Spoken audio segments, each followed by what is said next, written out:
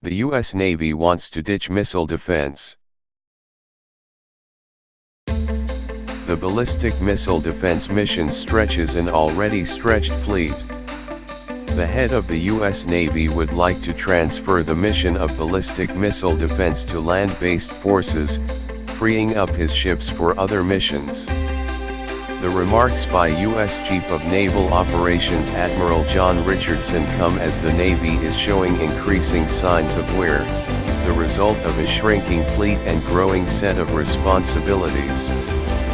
According to DefenseNews, Richardson told U.S. Naval War College's Current Strategy Forum that it's time to transfer the mission of defending Europe and Asia from Navy destroyers and cruisers at sea to a land-based ballistic missile defense system. Currently, the Navy has a half-dozen warships around the world patrolling the seas to defend against ballistic missile attack.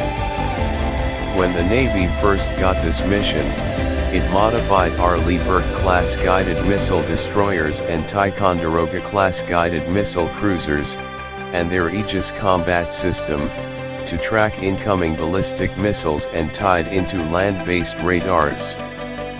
The Pentagon modified the standard air defense missile to create the new SM-3 ballistic missile interceptor.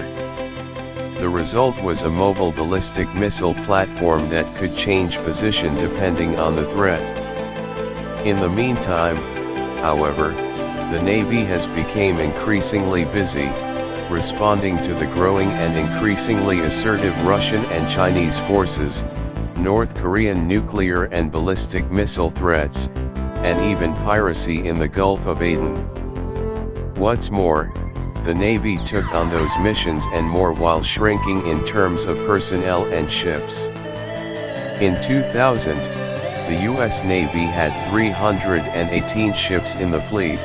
Today, that number is 284.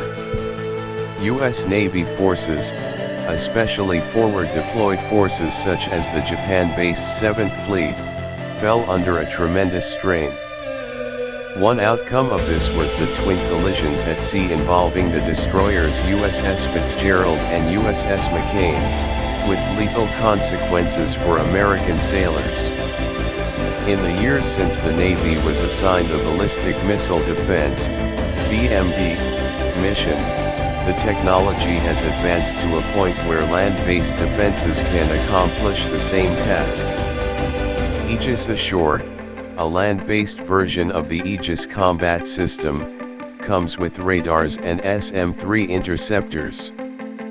The latest versions of the SM-3 have longer ranges, allowing a single Aegis system, whether based on land or at sea, to cover a much larger area.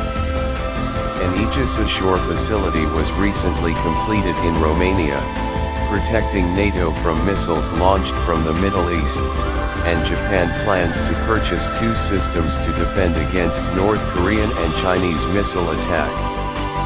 A land-based Aegis Ashore system has several benefits. For one, it's cheaper, basically a building with a large radar and some missile silos for interceptors. Second, it requires less manpower than a warship. Third, it can protect a location just as well as a ship, and has the advantage of being permanently on station, 7 days a week, 365 days a year. The U.S. Navy doesn't have the benefit of being able to step back from many missions, but building out a handful of Aegis Ashore facilities, which are still manned by the Navy, is a cost-effective idea that bears further scrutiny.